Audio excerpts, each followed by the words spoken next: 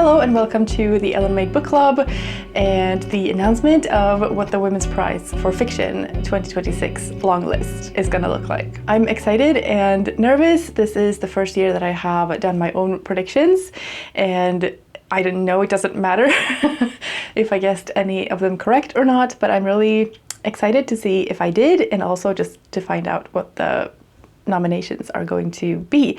I'm hoping for a diverse list of books with books from different parts of the world and different cultures, and I'm hoping for some weird books with some new and fun and interesting stories, and I'm hoping for some surprises. I would love for this list to look a bit different compared to other prize lists so that they're not just like all the same.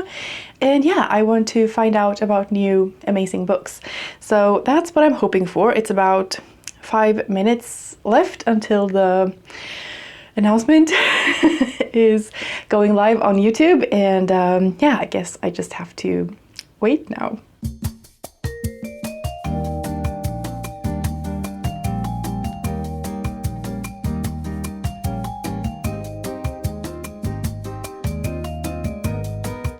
I did make a video with my predictions and my wish list, so if you would like to watch that video, I will leave links to that, but these are the lists that I made, and then I also have a big list of books with like more books that I sort of considered, and since this is my first time predicting, I'm gonna like give myself points for including books on that list as well. Oh, it's about to start. Okay. The suspense. Okay, here we go. The Women's Prize for Fiction judges are thrilled to present to you our long list for 2026.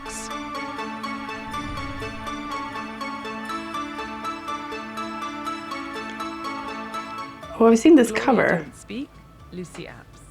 Gloria Don't Speak. I saw that cover.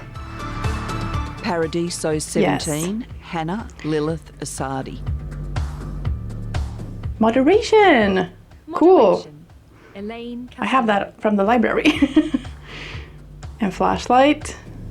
Flashlight, Susan Choi. That was on the Booker long list, I think, too. Dominion? Yes, that was on my wish list. The Benefactor, I recognize this one as well. I think Ben predicted that, Wendy and probably some other people too. The Correspondent. The Correspondent, Virginia Evans. I'm about to go pick that up from the library today. The Mercy Step. The Mercy Step. I have not heard of that one. That's the first one I hadn't like heard about at all. The Others, Sheena. The Others, Carlo. I haven't heard about that one either. That's fun. What's this? Kingfisher, Rosie Kelly. Kingfisher. I have not heard of that one either. This is Lily King. Heart the Lover, Yes, okay. Lily King. Audition. Audition, Katie Kitamura. Yes, Guardian and the Thief. A Guardian and a Thief, Megha Majumdar. And Wild Dark Shore. Okay, I think I got a few right on my predictions. Charlotte McConaughey. The Best of Everything, Kit Duvall. Okay. I hadn't even heard of that one, but I've heard of the author. Slinks Towards Beijing. A Beast Slinks Towards Beijing. That sounds like an interesting one. Okay, that's cool. Okay, that was a bit anticlimactic. I don't know, I need to look up some of these books. I have Moderation out from the library, and I was really anticipating this release when I heard of it, and then I started reading the first couple of pages, and it was really like intense and dark and like in a very uncomfortable way. So I haven't read any further in this, but maybe I should, and maybe I should like renew my loan. So the ones that I predicted correctly were Audition, A Guardian and a Thief, and Wild Dark Shore. I feel like all of those were pretty safe bets. And then on my wish list, I had Dominion and A Guardian and a Thief, because I put that on both. And I think that's it. And then on my list of like more books that I took into consideration, I also had The Correspondent and Moderation, and Flashlight. I did see someone talk about Paradiso 17, so I have that on my wish list already. And then there are a few here that I haven't heard about at all. I do think it's a pretty diverse list. I think I need to look into these more.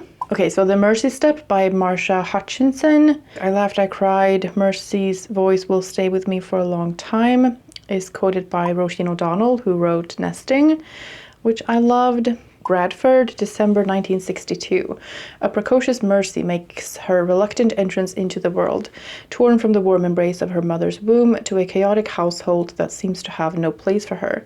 Her siblings do not understand her, her mother's attention is given to the church, and the entire family lives at the whims of her father's quick temper. Left to herself, Mercy finds solace in her books, her imagination, and the quiet comfort of her faithful toy dolly. But escapism has its limits, and as the grip of family, faith, and fear threatens to close in, Mercy learns she must act if she wants a different future, one where she is seen, heard, and her family set free. The Mercy Step is a sharply witted and tender portrait of a young girl's quiet rebellion and her refusal to be broken. That does sound really good, so that's one that I'm interested in. Kingfisher by Rosie Kelly. She smelled like jasmine. No, not exactly. She smelled like the earth beneath a jasmine plant on a hot day. Most of us are poets, she said. It's just a question of how it comes out. When a creative writing academic becomes infatuated with his colleague, the poet, it is not long before it begins to threaten his relationship with his partner Michael. Michael is beautiful. Michael is safe, but the poet is everything he isn't. She has everything he wants. While he writes about steel and sex, she dreams about the movements of swallows. While he tends to his budding career, she writes from her big white house in the woods. As he slips between his old life and this new one, his fixation grows into something more powerful. The poet, his kingfisher, is his sole focus. He is hypnotized. But when simultaneous illnesses threaten to destroy the precarious reality he clings to, he's forced to question what he can and cannot take from someone. This is a novel about grief, power, and desire, and the tangles in between that make up a life. I'm not immediately hooked. I'm sure it's wonderful and beautiful, but it's not really intriguing to me.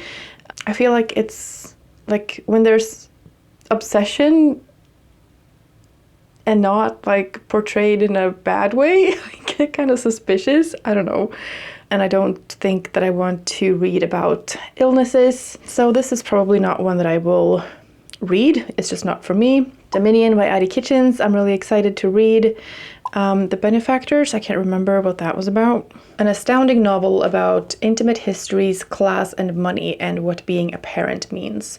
Meet Frankie, Miriam, and Bronagh. Sorry if I'm saying that weird. 3 very different women from Belfast, but all mothers to 18-year-old boys. Gorgeous Frankie, now married to a wealthy older man, grew up in care. Miriam has recently lost her beloved husband Khalil in ambiguous circumstances. Bronagh, the CEO of children's services charity, loves celebrity and prestige. When their sons are accused of sexually assaulting a friend, Misty Johnston, they'll come together to protect their children, leveraging all the powers they possess.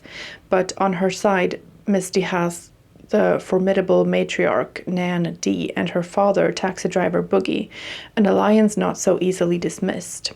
Brutal, tender, and rigorously intelligent, The Benefactors is a daring, polyphonic presentation of modern-day Northern Ireland. It is also very funny. That's weird. That's weird.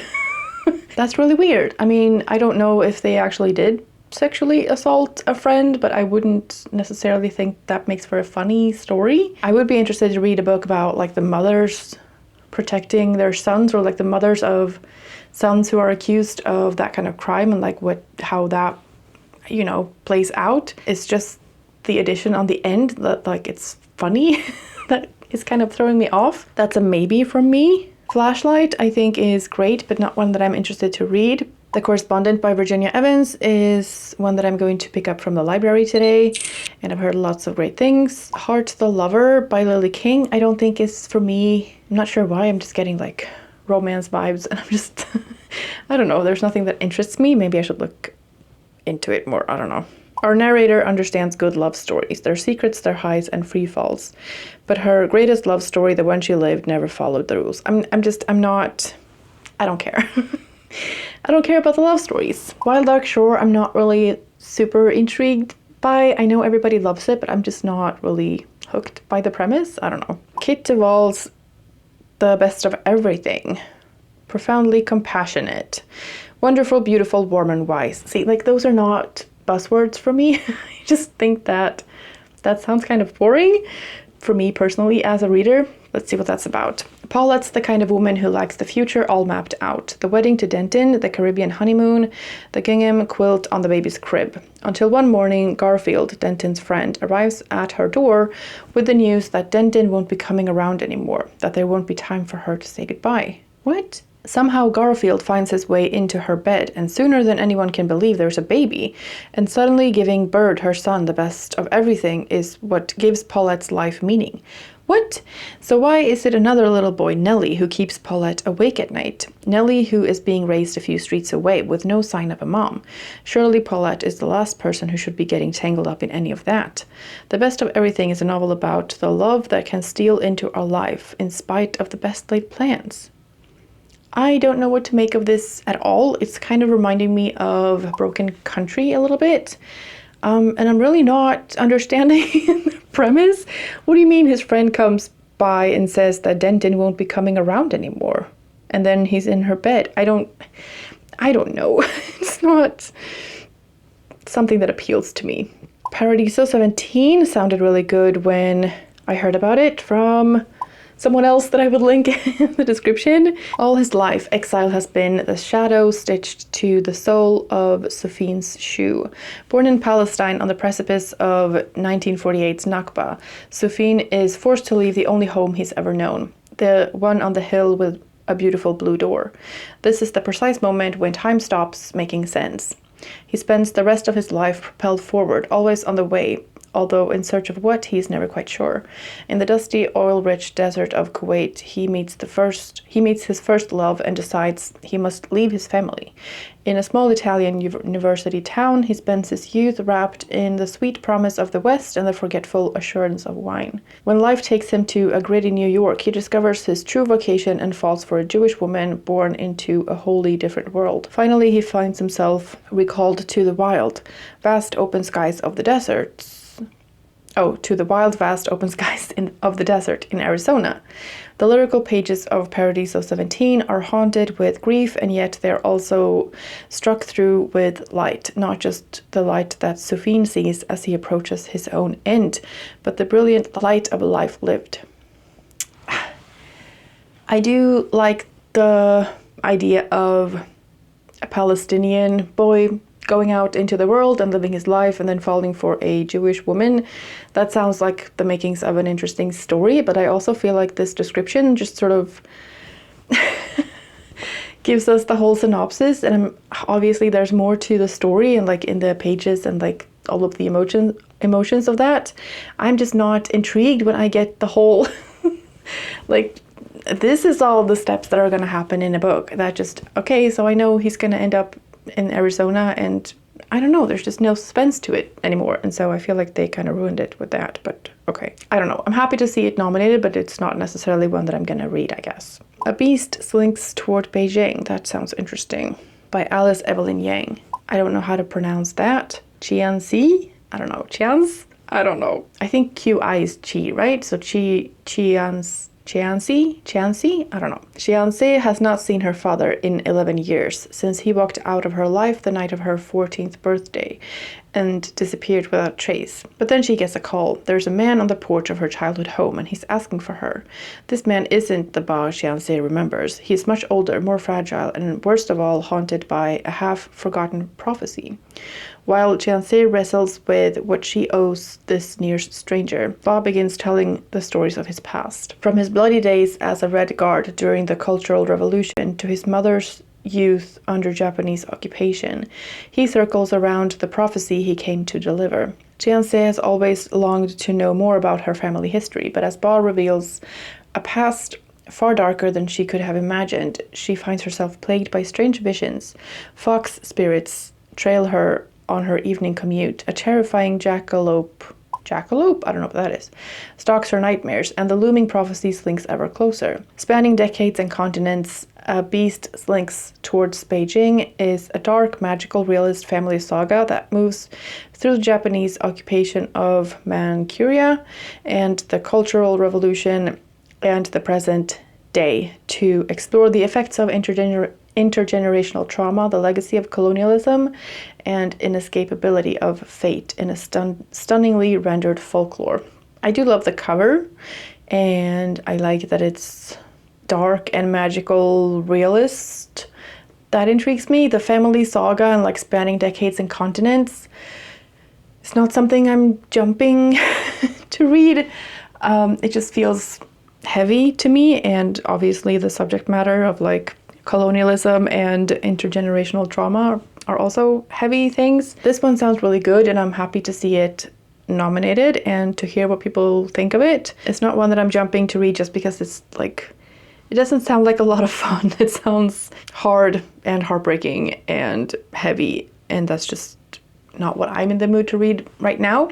Maybe at some point. Gloria Don't Speak by Lucy Apps. Gloria has a learning disability. She's 19 and there's nothing to do except wander the local parks, look for friendship, and keep out of trouble, or go around Jack's. Jack needs Gloria's company, but he's unpredictable and angry at the world. After an act of violence, their friendship has to end. Now Gloria's on her own. But when she hears Jack's out of prison, her whole world is turned upside down. Heartbreaking and beautiful, Gloria Don't Speak is a deeply empathetic portrait of a woman dealing with vulnerability, violence, and the desire for connection. This one sounds a lot more interesting to me. I think the concept is a bit more like simple for me to grasp, and I think that's a story that I haven't read before and like heard of before. So I do think that sounds really interesting, and that's one that I would like to read, I think. The Others by Sheena Kalayil. It's 1989, and in a small Baltic city in East Germany, the Deutsche Demokratische Republik, 3 young people from vastly different backgrounds become friends. Armando is a factory worker from Mozambique, Lolita is a medical student from India, and Theo is an East Berliner who dreams of being a writer. When Armando and Lolita make a grisly discovery, they find themselves caught up in the politics of Theo's homeland more than ever before. While a quiet revolution sweeps through Eastern Europe and the Berlin Wall teeters, the 3 find themselves entangled in a poignant I can never pronounce that word, poignant love triangle, which threatens their futures. As the world order shifts, their 3 lives are bound together in a web of love, lies, and fears, leaving each irrevocably changed. I'm not 100% sure about this. I do think the setting is interesting, like the Berlin Wall and their different backgrounds and how that sort of plays into it all. The love triangle sort of throws me off. I'm just not, just doesn't appeal to me, but like this is one that I will probably see what other people are saying about it and how they are liking it, but it's not one that I'm like itching to read right away. Audition, I'm not really interested in. A Guardian and a Thief, I'm interested in, and that's the whole list. So I guess there are only 2 books on the list that are new to me that I want to read, which are The Mercy Step by Marsha Hutchinson and Gloria Don't Speak by Lucy Apps. So like that's a bit disappointing. As a whole, I'm not super excited about this list. There are definitely others that I would have preferred to see, just based on like how intriguing they sound to me, but I'm sure all of these are fantastic and great and beautiful and important stories and all of that. I just feel like there's nothing really that feels super new and fresh to me, and there are a lot of like sweeping, heavy stories where I wish there was, you know, some that were a bit more, not necessarily lighthearted, but like a little bit more intriguing and like with more of a hook to them. These feel very much like human condition, poignant, profound, sweeping, epic, that kind of thing. The Correspondent by Virginia Evans, I guess, is a little bit more lighthearted, or like, I don't know, I don't get like the heavy feeling from that one. And then Wild Dark Shore is also like a very popular one. I'm really curious now to see how other people reacted. And if you want to see any other booktubers react to the list, I will leave links to their videos as they come up in the description of this one, so you can watch other people's reactions, because that's fun. I'm happy to see Dominion on there. I'm looking forward to reading that in August when I get the paperback. And I'm also happy to see A Guardian and a Thief by Megha Majumdar, and I'm going to listen to that next, I think. I do have that on audiobook. Let me know if you have any thoughts on the long list, and if there are any books that you are eager to read from it. And yeah, thank you so much for watching. I hope you're having a fantastic day, and I will see you in the next one. Bye.